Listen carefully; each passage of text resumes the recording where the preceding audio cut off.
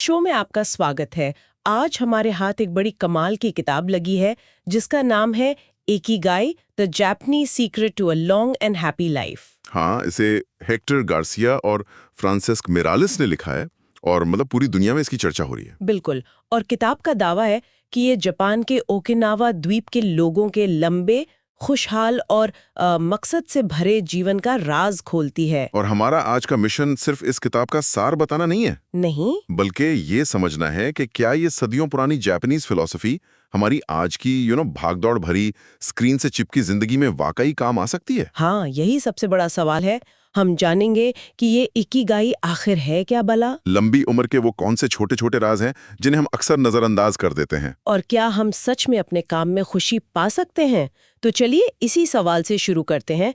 Ikigai Ikigai सरल और गहरा बताया जाता है। किताब कहती है कि हम सबके अंदर एक इकिगाई होता है, यानी होने का कारण, या कह लें कि वो वजह जिसके लिए आप हर सुबह बिस्तर से उठते हैं।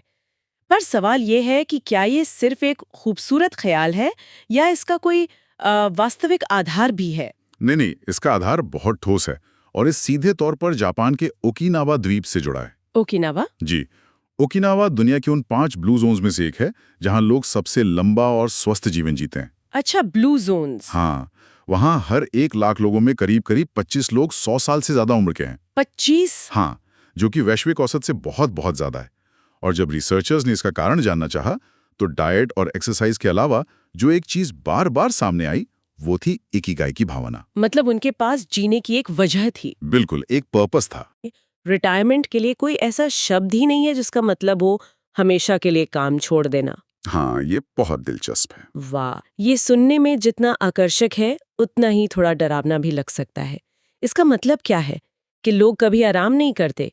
क्या ये बर्नआउट की रेसिपी नहीं है? ये एक बहुत जरूरी सवाल है और इसका जवाब हमारी काम की परिभाषा में छुपा है। अच्छा। उनके लिए काम वो बोझ नहीं है जिससे 60 की उम्र में छुटकारा पाना है। उनके लिए काम वो गतिविधि है जो उन्हें पसंद है, जो उन्हें उद्देश्य देती है। समझ गई। और जिसे वे तब तक करते रहते हैं जब तक उनका शरीर इजाजत देता है। ये बर्नआउट से ठीक उल्टा है। बर्नआउट तब होता है जब आप बिना उद्देश्य के सिर्फ भागे जा रहे हो। और इकिगाई? इकिगाई आपको भागने की वजह देता है, इसलिए थकान महसूस नहीं होती। समझ गई। तो ये उद्देश्य सिर्फ व्यक्तिगत नहीं है बल्कि सामाजिक भी है। मैंने मोआई के बारे में पढ़ा। मोआई, हाँ। या दोस्तों का एक समूह होता है जो एक दूसरे का ख्याल रखता है। ये तो आजकल के सोशल मीडिया के हजारों दोस्तों से बिल्कुल अलग है, जहां हम अक्सर और ज्यादा अकेला महसूस करते हैं। और इसी बात को आगे बढ़ाते हुए, मुआय सिर्फ एक इमोशनल सपोर्ट सिस्टम नहीं है, ये एक व्यावहारिक आर्थिक सुरक्षा जाल भी है। आर्थिक भी? वो कैसे? इसकी शुरुआत किसानों के समूहों के रूप में हुई थी जो अपनी फसल और संसाधन साझा करते थे। आज भी मुआय के सदस्य नियमित रूप से एक तय रकम जमा करते हैं। अच्छा। और जब किसी को जरूरत होती है तो वो उस पैसे का इस्तेमाल कर सकता है। सोचिए, एक ऐसा समाज जहां आपका सोशल सर्कल ही आपकी इंश्योरेंस पॉलिसी हो। वाह, ये अकेलापन और वित्तीय असुरक्षा दोनों पर एक साथ हमला करता है। ये तो कमाल का सिस्टम है। तो हमने इकिगाई के पीछे के बड़े दर्शन को समझा, लेकिन ओकिनावा के लोग इसे रोजमर्रा की जिंदगी में कैसे उतारते हैं? क्या ये सिर्फ सोच की बात है या उनकी आदतों में भी कुछ खास है? उनकी आदतों में ही सारा राज छिपा है। और ये आदतें रॉकेट साइंस नहीं है, बल्कि बहुत छोटी छोटी और गहरी हैं। जैसे उनकी एक मशहूर कहावत है, हारा हाचीबू। हारा हाचीबू? इसका मतलब क्या है? इसका मतलब है अपना पेट 80% तक ही भरो। हाँ, मैंने इसके बारे में पढ़ा। आजकल हम माइंडफुल ईटिंग की इतनी बातें करते हैं, पर ओकिनावा के लोग इसे सदियों से अपनी एक कहावत में समेटे हुए हैं। बिल्कुल, यह सिर्फ कैलोरी गिनने या वजन कम करने के बारे में नहीं है, बल्कि अपने शरीर के संकेतों को सुनने के बारे में है। हम अक्सर तब तक खाते हैं जब तक हमारा पेट पूरी तरह भर ना जाए। हाँ, जब तक हम बिल्कुल फुल न हो जाएं।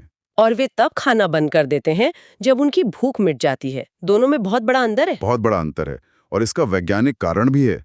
जब आप पेट को ठूस कर भरते हैं तो शरीर को उसे पचाने में बहुत ज्यादा ऊर्जा लगानी पड़ती है, जिससे कोशिकाएं तेजी से ऑक्सीडाइज होती हैं, यानी उम्र बढ़ने की प्रक्रिया तेज हो जाती है। कम खाने से शरीर पर कम दबाव पड़ता है और वो ज्यादा समय तक स्वस्थ रहता है। और कैलोरी के हिसाब से कितना फर्क है? काफी। ओकिनावा के लोग औसतन 1800 या 1900 कैलोरी लेते हैं, जबकि अमेरिका में ये आंकड़ा 3000 के पार है। बाप रे। और ये सिर्फ शरीर की बात नहीं है। किताब में एक और सिद्धांत है, सक्रिय मन युवा शरीर, एक्टिव माइंड यूथफुल बॉडी। हाँ, मतलब दिमाग को भी कसरत की जरूरत है। लेकिन यहाँ एक दिलचस्प विरोधाभास है। एक तरफ किताब कहती है कि तनाव लंबी उम्र का हत्यारा है, बिल्कुल। क्योंकि ये हमारे टीलोमेयर को छोटा करता है, जो सेल्यूलर एजिंग के लिए जिम्मेदार है। हाँ, और दूसरी तरफ किताब डॉक्टर हॉवर्ड एस फ्रीडमैन के एक अध्ययन का हवाला देती है, जो कहता है कि जो लोग अपने काम में लगे रहते हैं, छोटी मोटी चुनौती और तनाव का सामना करते हैं, वे उन लोगों से ज्यादा लंबा जीते हैं जो पूरी तरह से तनाव मुक्त और आराम की जिंदगी चुनते हैं। तो क्या तनाव अच्छा है या बुरा? यही सवाल मेरे मन में भी आया। ये तो कंफ्यूजिंग है। यहाँ हमें अच्छे तनाव और बुरे तनाव में फर्क करना होगा। ओके। बुरा तनाव वो है जो आपको पंगु बना दे, जो चिंता और भय से पैदा हो। लेकिन अच्छा तनाव या यूस्ट्रेस वो है जो किसी चुनौती से आता है, जो आपको अपनी क्षमताओं को थोड़ा और खींचने के लिए प्रेरित करता है। मतलब एक चैलेंज की तरह। एग्जैक्टली। ये आपको जीवित महसूस कराता है। इकिगाई आपको यही अच्छा तनाव देता है, एक सार्थक चुनौती जिसे पार करने में आपको मजा आता है। वाह, ये एक बेहतरीन नजरिया है। और किसी चुनौती में मजा आने की ये बात हमें किताब के एक और बहुत ही आकर्षक कॉन्सेप्ट की ओर ले जाती है, फ्लो। फ्लो मनोवैज्ञानिक मिहाली चिक्सेंटमिहाई ने इसे लोकप्रिय बनाया। हाँ, ये वो अवस्था है जब आप किसी काम में इतने डूब जाते हैं कि आपको समय का, भूख प्यास का, यहाँ तक कि खुद का भी एहसास नहीं रहता। जैसे कोई खिलाड़ी जोन में होता है। या कोई संगीतकार अपने संगीत में खो जाता है। बिल्कुल। और ये फ्लो की अवस्था ही है जहां हम सबसे ज्यादा खुश और प्रोडक्टिव होते हैं। दिलचस्प बात यह है कि फ्लो कोई जादुई चीज नहीं है जो बस हो जाती है। मतलब हम इसे क्रिएट कर सकते हैं। हाँ, किताब इसके लिए एक फॉर्मूला, कुछ रणनीतियां बताती है। पहली है, एक ऐसा काम चुने जो आपकी क्षमता से थोड़ा सा ही ज्यादा मुश्किल हो। थोड़ा सा ज्यादा। हाँ, अगर काम बहुत आसान है तो आप बोर हो जाएंगे, अगर बहुत मुश्किल है तो आप चिंतित हो जाएंगे। फ्लो इन दोनों के बीच की एक सुनहरी लकीर है। ये तो सही है। और दूसरी रणनीति है एक स्पष्ट ठोस उद्देश्य रखना। आपको पता होना चाहिए कि आप क्या हासिल करने की कोशिश कर रहे हैं। यहाँ मुझे MIT मीडिया लैब के निदेशक जोई इटो का मैप्स पर कंपास वाला सिद्धांत बहुत पसंद आया। हाँ, वो बहुत अच्छा है, कंपास ओवर मैप्स। नक्शे पुराने हो सकते हैं, रास्ते बदल सकते हैं, लेकिन अगर आपके पास कंपास है तो आपको अपनी दिशा हमेशा पता होती है। बिल्कुल। और तीसरी, जो शायद आज के समय में सबसे मुश्किल और सबसे जरूरी है, क्या? एक समय में एक ही काम पर ध्यान केंद्रित करना। Single tasking. हाँ, हम सब मल्टीटास्किंग के जाल में फंसे हैं। हमें लगता है कि हम एक साथ 10 काम करके ज्यादा प्रोडक्टिव हैं। लेकिन स्टैनफोर्ड यूनिवर्सिटी की रिसर्च साफ दिखाती है कि ये एक मिथक है। मिथक है। एकदम।